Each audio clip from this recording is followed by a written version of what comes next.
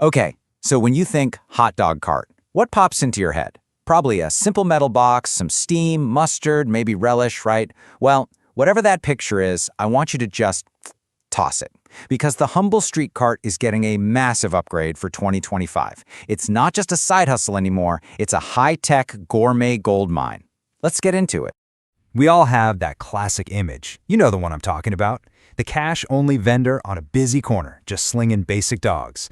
It's kind of nostalgic, sure, but here's the thing. That image, it's basically a myth now, a relic of the past. And boom, here's the breakdown. On the one side, you've got the myth, the old way, a low-profit hobby with super simple food. But on the other side, that's the 2025 reality we're unpacking. We're talking a billion-dollar market, gourmet experiences, and it's all powered by some serious tech and data. It's a complete 180. All right, first things first. Let's talk about the money. Because honestly, the most shocking part of this whole thing is just the sheer scale of the street food market. And I mean, it's way bigger than you think. We're not talking small change here. So I want you to take a second and just guess, how much do you think the entire global street food industry is worth right now in 2024? Think about every single cart, truck, and stall in every city all over the world. Just throw a number out there. Get ready for this. Almost $250 billion. No, that's not a typo. Just let that number sink in for a minute. It's this enormous, thriving economy just humming along right there on our street corners, and most of us don't even realize it.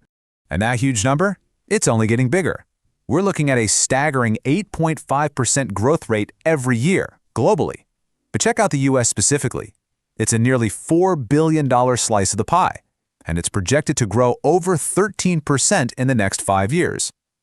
And here's the kicker. This is all happening while things like inflation are going crazy. It just goes to show you how resilient a low-overhead business like this can be. Okay, so we've established the market is gigantic, but what are people actually selling? Because this is where things get really interesting. Now, we're way beyond just ketchup and mustard now.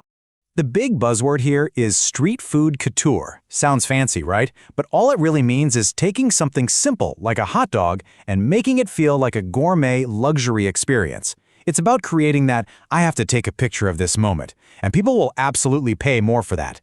And this quote from Ximena Hernandez just hits the nail on the head. She talks about flavor intensity and bold presentation. It's not just about selling food anymore. It's about turning a little cart on the corner into a culinary destination people actually seek out. So what does that actually look like on the street? Well, get ready to drool. We're talking about this explosion of what's called borderless cuisine. Imagine Korean-inspired hot dogs loaded with kimchi, or birria-style tacos from a cart. I've even seen amazing vegan carnitas made from jackfruit. These are the kinds of wild, delicious mashups that Gen Z goes crazy for. So the food is getting a major glow up, but at the same time, there's a second revolution happening, and this one is all about the tech inside the cart.